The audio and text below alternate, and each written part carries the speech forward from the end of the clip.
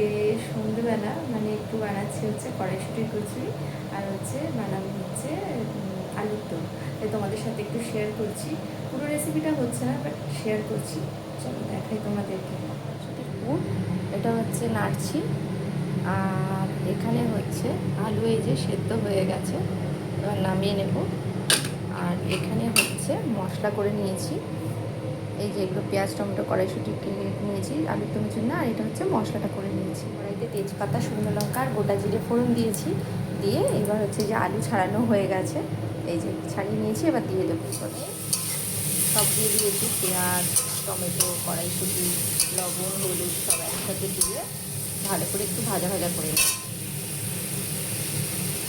এটা যতক্ষণ ভাজা হোক, যে মশলাটা বানিয়ে রেখেছিলাম আদা পেঁয়াজ রসুন আর শুকনো লঙ্কা, সেটা দিয়ে দিয়েছি, পেস্টটা দিয়ে ভালো করে কষিয়ে নিয়েছি। এই ভালো করে একটু কষিয়ে নেবো, তারপরে আলুগুলো দেবো। এই যে আলুগুলো দিয়ে দিয়েছি, দিয়ে আর ভালো করে একটু কষিয়ে নিচ্ছি।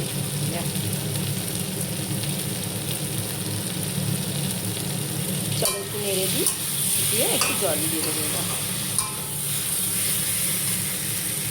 চলো এবার হচ্ছে এতে জল ঢেলে দিই, দিয়ে একটু ঢাকা দিয়ে দেবো। এবার আমি লেচিগুলো কেটে আর পুরগুলো ভরে নিই কচুরির জন্য। এই যে আমি একটু জল দিয়ে দিয়েছি, দিয়ে এবার ঢাকা দিয়ে দেবো।